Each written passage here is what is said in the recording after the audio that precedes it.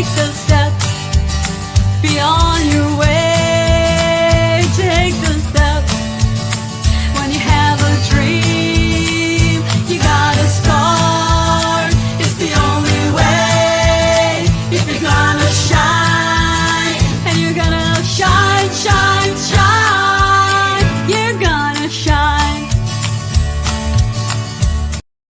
And we are shining bright on the ranch tonight. Thank you. We got some people already tuning in. Always so happy to have you. Oh, we got comments already. Billy, howdy. All right. This is the ranch, and it's brought to you by Blast Music 24/7. Your one stop for indie artists. If you're looking for new music, you want to go to Blast Music 24/7. If you are an indie artist, that's where you want to be to showcase your music, because they actually support and pay artists. They have curated radio stations, blah, blah, blah, all this good stuff. Blast Music 24/7. We are also brought to you by Hotel Universe.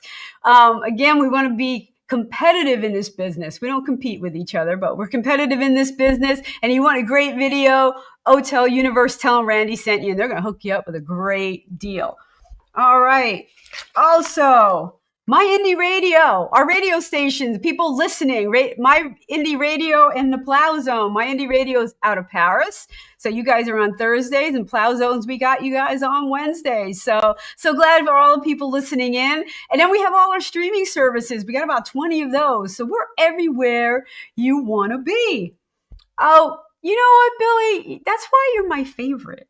I'm telling you right now. Thank you, Billy. You say I look good tonight. For all of these who can't see me, we'll just take Billy's word for it, okay? All right.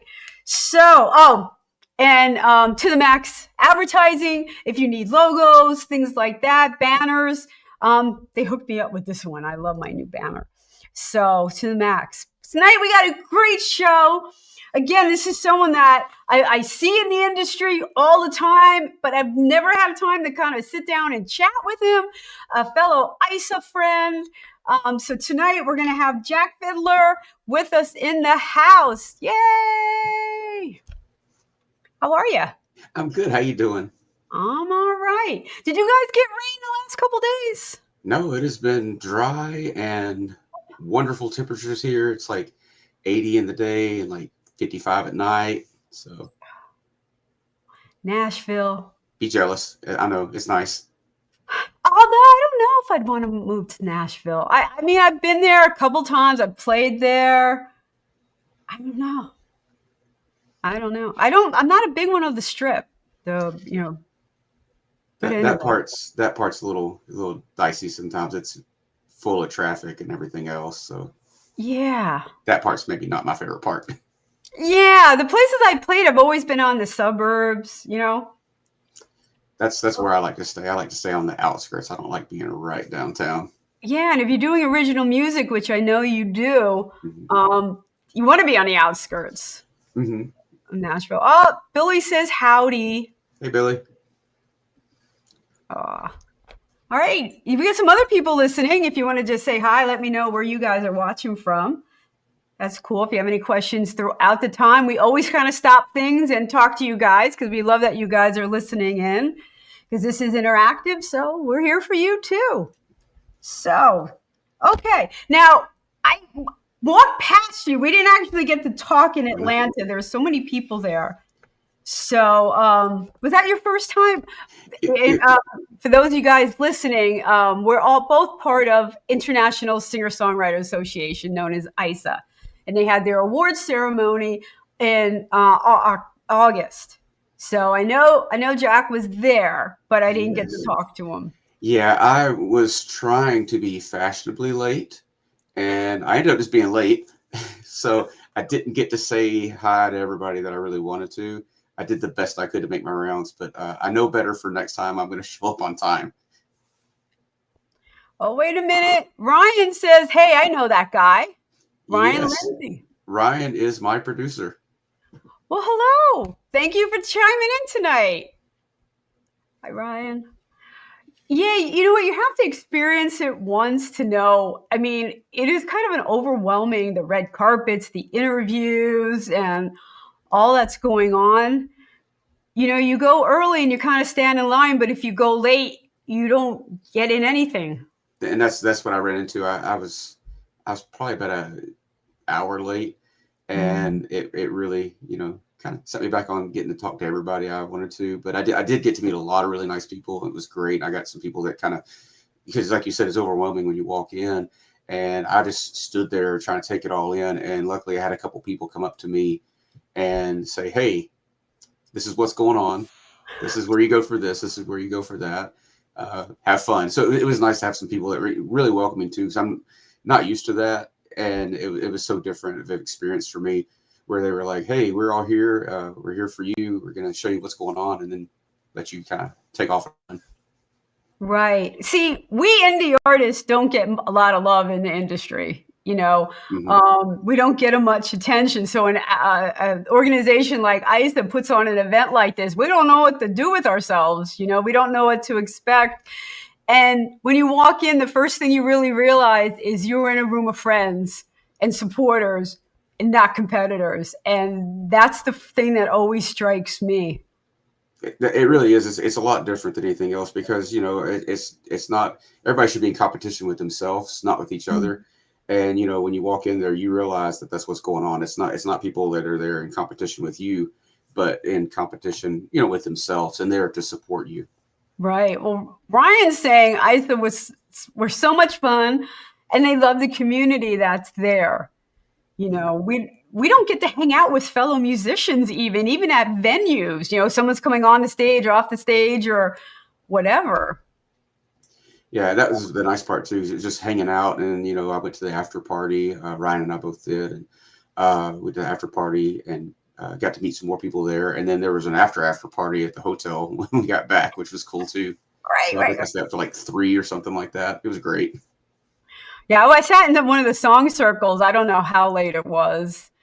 And finally, like, I have to call it. I'm leaving at like 6 in the morning. Right. So, Yeah, I was like, I want to stay and hang out, and okay, why not? So I'll suffer the next day for the good time we had. yeah, yeah, and it's a really good time. So, well, let's talk about your music. That's what we're here for. So, just to top everything off, country music has just been evolving over this many years. Were you always drawn to Americana country music? Is that something you grew into, grew out? Why Americana? Americana is the best one for me, and I really like it because when you say Americana, you could be talking about country, but you could be talking about blues, you could be talking about folk, you could be talking about rock. And I don't really like to put myself in a box when it comes to Mhm. style. I want to do whatever I feel like doing. And so Americana just seemed like the best fit. The album that I went down to ISSA with was an all rock album, because I felt like playing some rock music. And Right. that's what Americana is for me. It's just like, like a melting pot of all styles of music, and you just slap that on there and be like, "Yep, I'm Americana." Yeah. Yeah, I like that too because I like to let a song be what a song wants to be. Hmm. And if it leans towards folk, then that's where it's going. Or you want to rock it out, that's where it should go. Yeah, You that's know? that's that's me. I don't want to exclusively do one thing. I just exclusively want to do whatever I want to do, and that seems to work best for me. And it's where I feel most comfortable and most at home. Yeah, I get that. I really do. Where are you on the whole old country, new country divide? Oh, I'm a weird one. I like it all. I'm not a traditionalist by any means. I love traditional country. I grew up on a lot of traditional country, but when someone comes out with something different or new, I'm not going to say I hate it just for hating it purposes. If I Ah, like it, I like it. Just the same as with me doing the Americana. If I want to do it, I want to do it. So I hear somebody doing something that they brand it country. I don't say it's not country, because it's not, like Johnny Cash, Willie Nelson, not the traditional, but it's different, it's new, and I support it. If I like it, I like it, and I don't have to like everything that's put out, but I still respect it, and I still try to, say, hey, let them do what they want to do. and it's interesting because most people pick a side. Right? They You're do. like, I like all of it. I like, sometimes I listen to this, sometimes I listen to that. But you brought up a really good point about respect. I think as a musician, I don't always like what you're doing, but I respect what you do. That's how And I feel like it, because it takes a lot of work. If you ever recorded one song or written one song, played one song, you know the amount of effort and work it goes into it. Even if you don't care for it, you know that there's a lot of work on the background and somebody's, poured their heart and soul and a lot of time into it. So you have to respect the hustle on that at least. Right, right. I'm now doing this online songwriting course, and it's meant for people who aren't maybe songwriters, but will have a story inside them. Mm-hmm. And they're not going to be the best music, but they want to tell their story through a song. And I respect that, because that's hard when you're really coming from the heart. It is. That's, all my songs are based on some sort of story that I've heard, or maybe something somebody said one day, and trying to take that story and put it into a musical format is difficult sometimes, because sometimes I hear some crazy stuff, but I want to write it down and I want to share it, Right. Well, that kind of leads us into the first song we're going to be listening to, which is Dancing with the Devil. Yes. Okay, and that sounds like there's a story there. It is a story there, and the story, it's a kind of a conglomerate of a couple of things that I heard, but it's people who want to kind of walk the line, Johnny Cash, walk the line. But It's people who want to walk the line. They want to kind of live in both worlds. And Dancing with the Devil is about that. The very first line is, you let the dancing with the devil, but you don't let him lead. So it's like, I'm doing it, but I'm not doing it. So it's just kind of teetering on the edge. Is the line between good and evil? It's the line between good and evil, the line between doing the right thing, doing the wrong thing, the line between doing what you want to do and what you have to do. It kind of encompasses all those things in one. Right. Right. Okay. So why don't we listen to Dancing with the Devil?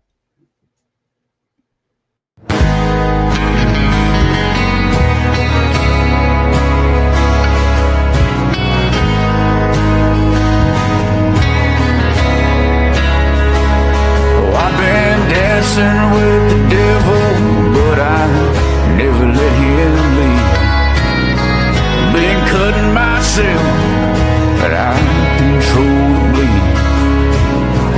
Got the restless feeling, but I can't seem to leave.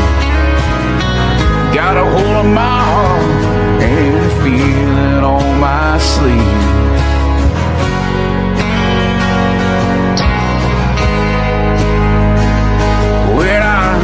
Go to sleep forever, and my time here is done. I pray it comes quickly like a bullet from a gun. I can't stay too long enough to see the things that I have done, all the air I have breathed. Dancing with the devil, but I never let him lead. Been cutting myself, but I control the bleed. Got a restless feeling, but I can't seem to leave. Got a hold of my heart and a feeling on my sleeve.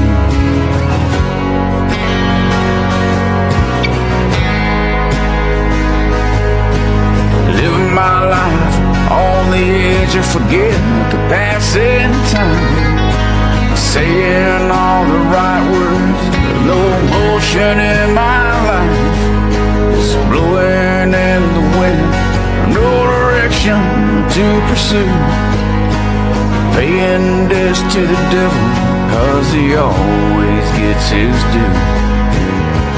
Dancing with the devil, but I never let him lead. Been cutting myself, but I control the bleed. Got a restless feeling, but I can't seem to leave. Got a hold of my heart and a feeling on my sleeve.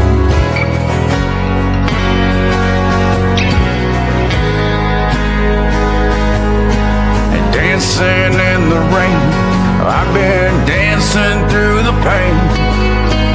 Dancing in the rain, I've been dancing through the pain. Dancing with the devil, but I never let him lead. I've been cutting myself, but I control the bleed. Got a restless feeling, but I can't seem to leave. Got a hole in my heart and a feeling on my sleeve.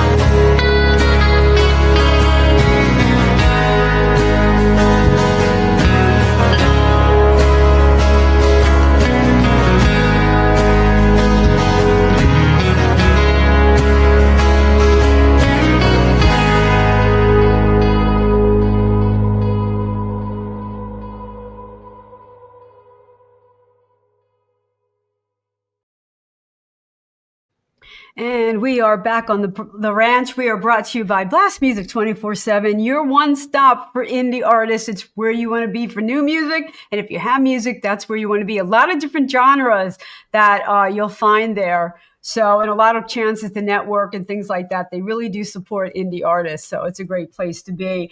We also have our radio stations, the Plow Zone in California. We have My Indie Radio out of Paris. We thank you guys for listening every week and coming back. So we are here with Jack Fiddler. Listen to Dancing with the Devil. And there's so many great lines in that song, Jack. Thank you. Thank you. And I love the video. I know you guys, a lot of people are listening, but the video is very filtered, almost black and white vintage. Yeah, I actually shot that with my cell phone by myself. My daughter helped me a little bit with a couple of the shots, but I was kind of on a time crunch, and I just went and set up a tripod, and then we went and I edited myself and everything. So we shot it at a local cemetery down the road here. Well done. I've done that before too. I have a clicker for my phone, the camera, and I'll just start jumping around on. I had a clicker because I was literally hitting record and running over to it, so I had to make a lot of cuts and everything. Yeah, I don't know why it was important to me to have a clicker. I felt important, like action, like I don't know. It's probably better than what I did for sure. Probably has to be edited anyway, so I don't know what exactly. Yeah, I had to go back and clip all that stuff out. But I know. The thing is, you get caught up in though, like. Yeah, it was fun to shoot, and I enjoyed making that one because that's one of the first ones I've ever done by myself. Most of the stuff I have somebody else that does it for me. So. Right. I am not a good editor. I don't know. I just don't have the patience. Me neither. I can do music, but when it comes to the videos, that is tough. Oh, yeah. And they getting everything lined up where your mouth is saying the right words at the same time. I'm like, oh man, I need somebody else to do this. Oh, I'm so happy. My great niece just finished film school. Mm-hmm. Oh. So now it's like, oh, Janelle, like, what are you doing? She's like, am I filming video? Yes, you are filming video. How weird is it to have your aunt jumping around? And I'm like, you're working for food, right? Yeah. Exactly. But I had trouble with mine, and I got my daughter. I was like, hey, can you just help me at least line everything up, and then I'll take over from there. Right. It does help to have a second pair of eyes, It really does. It makes a difference. I've done it both ways, and it's just a lot easier when you have someone else kind of there. Yeah, definitely. Push the button and make sure I'm in frame, So tell me about your process. You start with lyrics, you start with melody, you start with chords. What do you start with? So typically, and this is probably, I'd say 95% of the time, my songwriting looks like this. I do dedicated songwriting days. So Sundays are my songwriting days, and I try to knock out at least 2 or 3 songs. and I will have an idea or a story that I've heard or something that somebody said or maybe just something that's been on my mind, and I'll start writing. And I write extremely fast. Ryan has said that I'm probably the fastest songwriter he's ever met, because if I can't finish the song in 15 minutes, I don't even want to mess with it. I'll just move on to something else. So I'll pop those lyrics out real fast, and then I have an idea in my mind how I'm going to sing it. And so after I get the lyrics down, I'll grab my trusty old guitar and start working it out and start kind of just writing. I write everything by hand. I can't do anything on the phone or on the tablet. It just doesn't. It's not natural for me. So everything's handwritten, and I'll go in there and I'll start putting the melody. Once I get to that point right there, I'll start recording everything, and that's where I bring Ryan in. And right, Ryan just commented here. He's like, "It's magic when it's time to record." Such an awesome dude to work with. Ryan's the best. Ryan has this crazy ability. So I will send him over the song in kind of a raw format as we record it. I'll put all the parts on there, and I can say the most random thing to him. I'll be like, "Hey, on this part right here, I want to go wham bam bam," and he's like, "Yeah, I know exactly what you mean," and he sends it back. And it's exactly what I was thinking in my brain. And that's something that's kind of hard to do, because I'll say, I don't know all the technical terms a lot of times.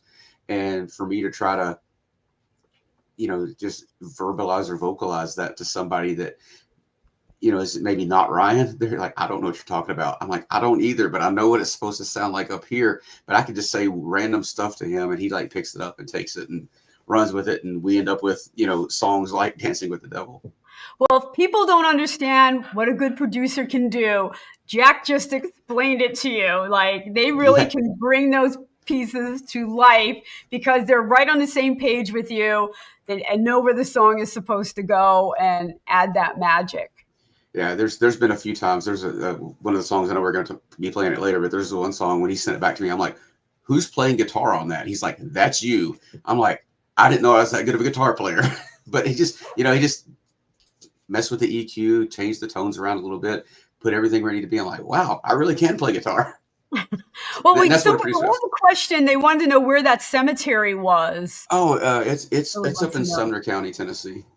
In Tennessee, okay. Yeah, it's Sumner County, Tennessee. It's like an old family cemetery in the back of the woods in the middle of nowhere.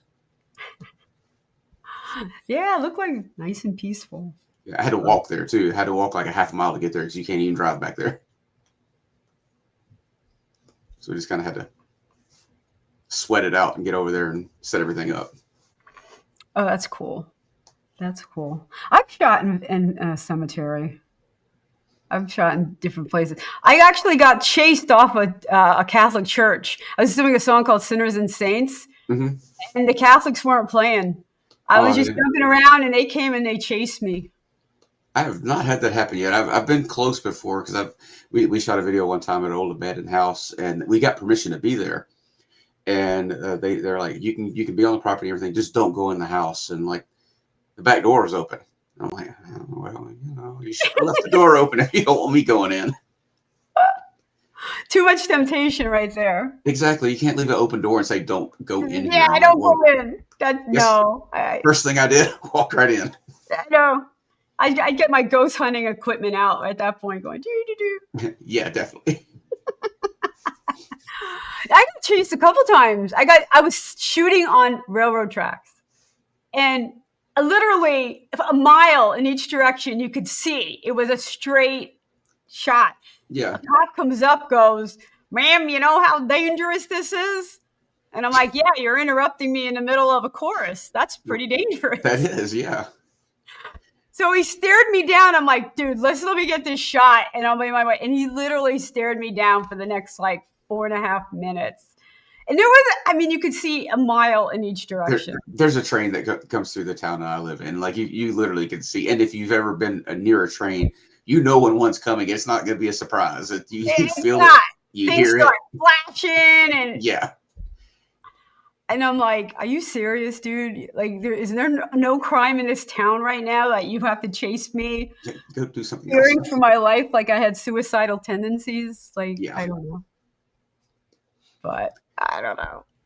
Okay, so we're gonna move from dancing to the Renegade. Is that the one with the guitar?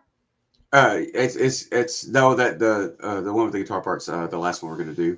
Okay. But yeah, Renegade is a cool song. I actually recorded that song on my very first album, Circadia, which I put out, and it was a rock song. And me and my friend Danny Dawson wrote this song together, and we recorded it at his place. And I like the song. I thought it was a great song. I was down in Texas, and I was at my sister's house, and her husband Jason had a list. He's a list guy. He had a list, and he was like, "Hey, can you please play Renegade?" I'm like, "Man, I don't know. I've never played that song acoustically. Let me see what I can do." And I played it, and he recorded like a little snippet on his phone. He sent it to me. I was like, "That's actually a pretty cool acoustic song." So messaged Ryan, and I was like, "Hey, man, I got this idea to do a song that we did before, but to kind of strip it back and kind of make it more intimate with the acoustics." And that's where that came from. It's a recycled song that I did, but I was like, it's a new fresh take on it. It was all just because Jason wanted to hear it when I was at his house. Oh, that's cool. That's cool. And what is Renegade about? How'd that come about? That came about. I was writing with my friend Danny, and this is one of the opposites of what my normal is. He actually had this little riff kind of already made out, and he was like, "Do you think you can do something?" And I started writing to the song itself, which was kind of something I normally don't do. Mm-hmm. But because he had this melody already in his mind, and I could feel the words kind of flowing across the guitar riff, and that's kind of what started the whole thing. So it wasn't my typical story song, but I tried to kind of take a traveling lifestyle and throw it over this like real heavy guitar riff, and then of course when we lightened it up with the acoustic, it still had that same punch. Right. That's really cool. Really good. I find it hard to write to music. I've done it a few times, Mm-hmm. but I'm like you. I like to start with the words and let the melody, I kind of fill in. Same, and that's why it was so different. I think it turned out really well. It just wasn't my normal writing style, but it turned out good. And then when I got asked to play it acoustically, I'm like, wow, this is actually really cool. Let's run with it. Yeah, and it goes to show sometimes you do step out your comfort zone and things just kind of fall in place, Exactly. No, that's really cool. All right, so let's listen to the Renegade acoustic version.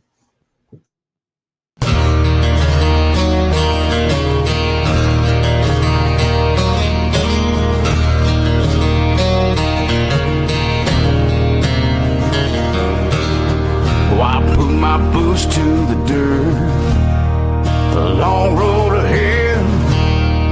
The last thing you told me, it goes in my head, calling out to the wild on a moonlight night.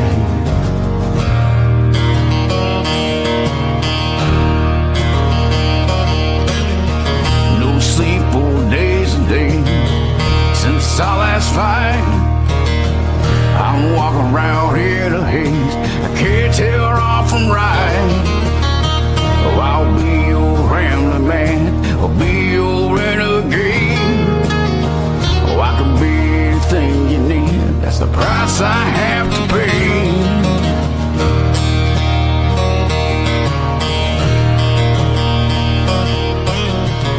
The lights upon me are blinding. Silence scream in my head.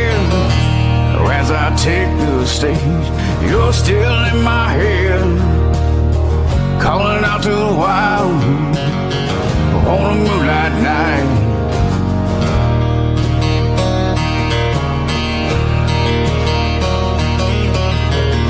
The morning sun burns upon me.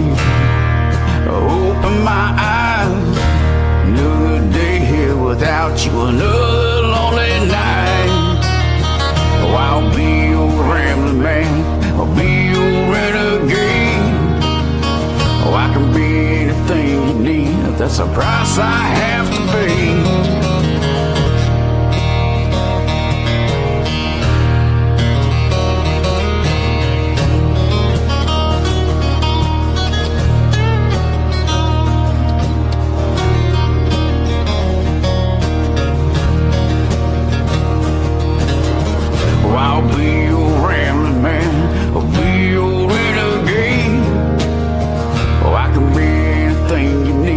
The price I have to pay. Oh, I'll be your rambling man. I'll be your renegade. Oh, I can be anything you need. That's the price I have to pay.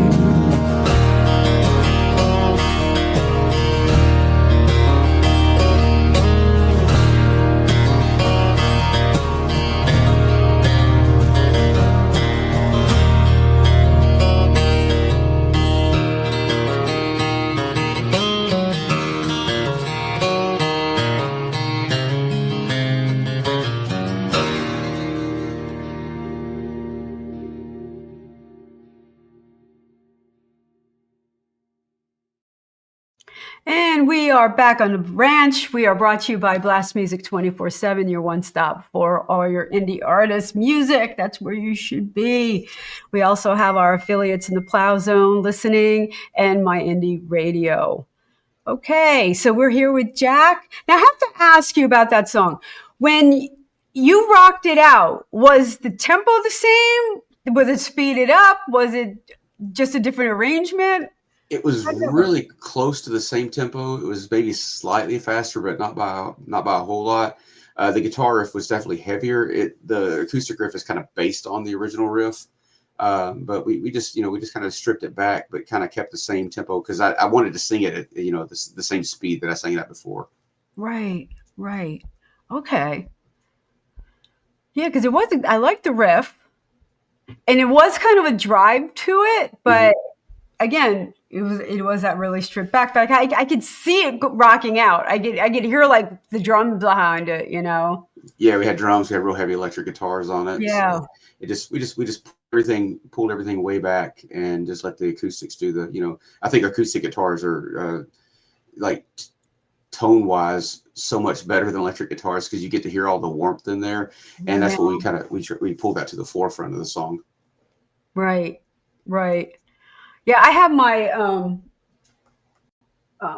PRS there, and it's actually a piezo, and it plays electric, but it sounds like an acoustic, which I really like. And it's got a nice sound. It's still not acoustic, but it kind of brings back. I got one back there in the corner too. So. Oh, there it is. In the very center, I've got the little soapbox pickups in mine there. Right. Oh, Billy likes the style. He likes it acoustic. Heck yeah. Thank you, Billy. Yeah, he liked it acoustic. All right. Again, thanks for everyone who's watching tonight. Again, we appreciate any comments that you have. Love to hear from you. Oh, okay, my phone's going off. Okay, so now I also know that when you tour, do you travel with a band?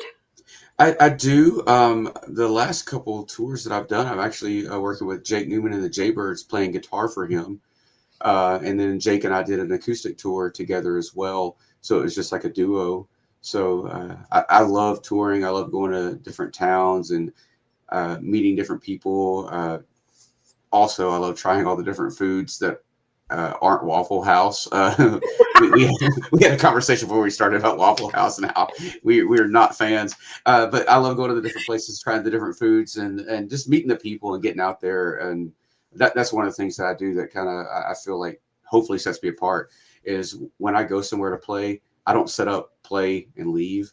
I talk to people. I hear their stories because sometimes these end up becoming songs down the road too. When somebody tells me a crazy story, I'm like, let me write that down real fast. But for people who are listening, we both decided when we're on tour, we don't Waffle House. No Waffle House. We have our standards, but tell them your guilty food pleasure, your comfort food on the road. When I'm on the road, it's gas station fried chicken. It is. And I know I'm a connoisseur of gas station chicken and gas station food in general. Depending on what region I'm touring in, I know exactly what gas stations to stop at and what they have that I'm going to enjoy eating. So, if I get the chicken. All right, you have to tell me your favorite gas station chicken right now. So my favorite gas station chicken is actually kind of local to Tennessee. There's a place called Dodge's, and they legit have the best fried chicken that I've ever had. And it's better than stuff you get anywhere else. And it's just a little gas station with, the little counter with a little hot bar, and the cashiers has to, make the food and, ring up people buying gas all at the same time. But it's my favorite. It's my son's favorite. He loves Dodge's. He used to live right down the street from one, and he like loves Dodge's chicken. It's next level. If you ever see a Dodge's, stop and get some chicken. Next time I'm swinging by that way, I'm gonna have to check that out because now you have me like really curious. Yeah. You know, we'll get some chicken. I take my fried chicken very seriously. I just want you to know that. Like, you will not be disappointed. The only thing is you have to eat at the parking lot because you you can't sit in the gas station to eat. So you got to eat at the parking lot in the car or whatever. So. Okay, Ryan's chiming in here. Gas station chicken is actually the best. Oh, he's defending you. Okay, I live right down the road from Dodge's. He's not wrong. All right. The Dodge's that Ryan lives down the road from. Who knew? That's the one that my son T. The first time he ever had it, we went to that Dodge's because it was late at night, and he's like, "I want some chicken," and I was like, "I know exactly where to go," and it was that Dodge's right there that he lives down the street from. Oh. You know what? When I'm on the road, though, there are sometimes I just start craving vegetables because I'm just eating like so badly. You can't eat vegetables when you're on tour. That's just wrong. I was told that. I had this conversation with my first producer out in LA, Marty Rifkin, and he's a vegetarian, and he was traveling with like Tom Petty and Willie Nelson, all these doing pedal steel, and he was like the one having salads and all these vegetarian things. And I'm like, I don't know how he does it on tour. Like everyone else eats so badly. Yeah, that's one of the fun parts of it is you just get to eat badly for, 10 days and you have to come home and eat salads. I know. It's like, where's the broccoli? Like bring on broccoli. Like, I know you do. You eat fast. Like you travel days, you got to get somewhere and that's the way it goes. All right. We have our last song, which I really like the concept here. I mean, it spells it out. I'm done. And we've all reached that point in a relationship where there's no going back. Like the line is drawn. I'm not negotiating anymore. It's out the door. Yes. Yeah, and I actually had heard this came from a story that somebody told me. It was a guy that I knew, and he'd been in a on again, off again relationship for a long time. I mean, probably like 10 years, which for an off on, that's a long time. And there was a day, and I was just asking how he was, and he was like, "Done." I'm like, "Okay, you're done. I get it." So that that's where this came from, and this is the song that I was telling you about, where I was like, "Oh, I can play guitar." So I was just thrilled with the way this one turned out. Did you record with acoustic? This one was recorded with acoustics and then electric as well. So most of my songs I like to blend the two. Some of the stuff I'll do all acoustic, but I usually like to throw a little electric in there to give it some body because. Everybody, when I was a 14-year-old boy, I want to be a rock star. So, you gotta play electric guitar. And I remember, when I recorded the solo for this, typically I use that guitar right there for most of my guitar solos, and it's a Telecaster. Yeah. And on this one, I grabbed a Les Paul. I don't know why, and but I used that one, and it turned out just. The tone and the touch on that song turned out so good. I think it really accents the solo well and kind of brings the whole story to life. We shot that video with my friends, Graham and Mandy. They were the stars of the video. And just the story that it tells, they acted that story out so well. And that solo just, it cuts through and kind of just gives you the whole experience of the song. It's actually painful to watch. It's painful when you're in the middle of these back and forth relationships. But when you care about the people involved, it's painful. It really is. And what was the funny part about the video, I shot it at a local barbecue restaurant that I play at quite a bit. And I just asked the guy if I could shoot there. And he said, yeah. And I was trying to find, some people to be in the video. And Graham and Mandy they're like just the dream couple. They're such a great couple. They are not an on again, off again couple, and I didn't know how that was going to relate. And in the video, I feel like Mandy really was like, you could see that she had some past experiences that was like, yep, I know how to act this scene out because I've been there before. Definitely not with Graham, but when she turned it on, I was like, oh, she might actually be leaving him at the end of this in the video. She's pulling out in her car. I'm like, she might not be coming back. I have a friend like that. He writes all his songs about divorce, and he's the most happily married guy that I know. You know? That's how I felt about that. Yeah. Ryan says it's probably one of his favorite songs he ever worked on. Absolutely awesome song. Well, he killed it when it came to the production of that song. It's always interesting, and as a songwriter, you know, when you have a concept, you sit down, you're sitting in your, you know, living room, whatever, you're playing the song, and it's like, oh, I think it's going to sound cool this way. And as you record it and everything, and it turns into what the song actually is. It's so interesting to see how it starts versus how it ends when it's, you know, the final product. You know, I'm really not one for pedals on the stage and things like that, but I have so much appreciation for what the producers can do to tones in the studio. I'm not a pedal person on stage either. I've been on tour before, and I'll usually run one. And I've had sound guys be like, "Where's your pedal board?" I'm like, "Oh, I don't have one. I might not even run a pedal. I'm just up there with an amp." But you know, in the studio, I definitely want to make sure I'm getting, you know, the maximum sound and the maximum, you know, tones and everything. Sure. So it is important. But I'm kind of with you. I'm simplistic, but at the same time, if it's the right tone, it's the right tone. Right. And it could do so much to texture a song. It really can. You can feel, you know, and on this last song I'm done, when it comes through and that guitar solo comes through, it cuts through the mix perfectly, where you're like, I feel that emotion through the guitar. And that's what I think a guitar is supposed to do. Is you're supposed to be able to take the song's emotions and the feeling behind it, and the guitar is supposed to like amplify that. And when you have that right tone, that's what it really does. It amplifies the emotions of that song and pushes it to the forefront. What's that quote? Music is what emotions sound like. Yeah, and that's it. I mean, that's really what it is, and that's what I feel about like guitar tones. So it's like that's the emotion of the song coming through in the time when we're taking a pause from the lyrics, we're taking a pause from all the other stuff, and it's like the guitar is just going to tell the story now. So, you know, you've heard the words, and, you know, if you got a video, you've seen the video, but now the guitar is going to tell you the exact same story in its own kind of fashion. So it's like telling its own little story there. Right. That's so cool. All right, let's take a listen to I'm Done.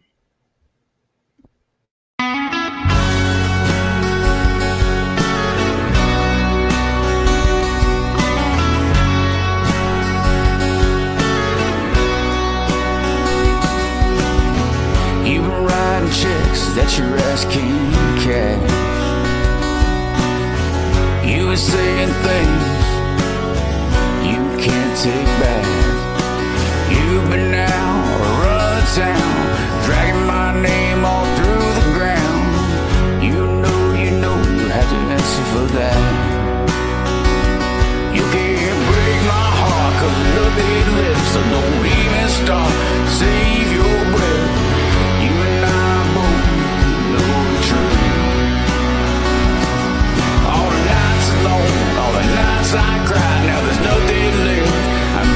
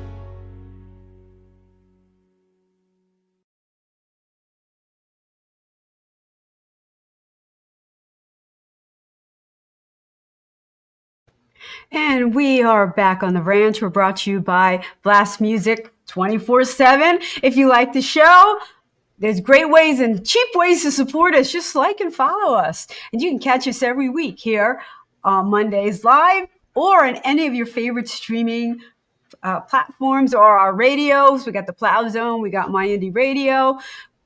Always to find us and listen, and always like and support the people that you're following. You know, even if it's the radio station and the people on it. So again, indie artist, if you're out there listening and you want to be on the show, all you have to do is go to my website, which is Randie, Randie. If you don't spell it right, you get a baseball player. I'm not kidding. RandieO'Neill.com/show, and you can apply to be on the ranch just like Jack did. And I'm so glad he did. That was a good song. Was your daughter filming that one for you? No, actually, that was Fivefold Media that shot that one for me. So Michael McGregor and Fivefold Media, Alan Wayne, his assistant, and the director. So they shot that for me. Oh, we got people in the audience who can relate to that song. Oh, yeah. They've been there. You know, the back and forth. You know, do you give the person another chance? And how many second chances can you give? Billy sounds like he's been there. And yeah, at some point you have to call it. Yeah, and I think that's why I like the song so well, because it really does relate to a lot of people, and I think they can they've been there before. There's a lot of people have been there before. Yeah, that's so true. You know, relationships are tricky. Yeah, indeed. I think that's why the song resonates so well, because they are tricky. Yeah, and a lot of work, and all of that. Definitely. So, you know, that's why there's so many songs about relationships, but like none of them sound the same. Like it's always a theme or something new happening. You know. I had somebody ask me at a certain point, will all the songs be written? I'm like, no, because there's always going to be some sort of spin on that or whatever. Like you say, it's always something different, even though it's the same, maybe common theme. There's always going to be something different about that particular scenario that's going to, inspire somebody to write a song about it. Right. And it's true. It's always, and that's what we do. We take a moment in time and we kind of embellish, twist, look at it differently, put a different beat on it, and we sing it. Yep, exactly. That's what we got to do. So it sounds like you're on the road a lot. And being on the road, for people who haven't had the pleasure, it's an experience. You've got to get to show. Sometimes you have enough time to do it. Sometimes you don't. Right. What has been the funniest or most embarrassing or most trying thing on the road? Okay. Please don't hate me, Jake Newman. But I was on tour with Jake last year, and we didn't book a room for the night because we didn't have time. We went from one show to the next because sometimes, like you say, there's just time in between. And I slept in the basement of a tattoo shop in Murphy, North Carolina, and Jake slept in the car. And I will never forget that for the rest of my life. He's like, "Nah, man, I'm just going to sleep in the car." I'm like, "It's fine. But yeah, that was, we slept I slept in the basement of a tattoo shop in Murphy, North Carolina. My buddy Chris, he put us up for the night. It was fun. It was funny watching Jake. Some of my favorite moments touring have been with him, just because the whole band has a great dynamic. We're all friends. We're all friends on stage and off stage.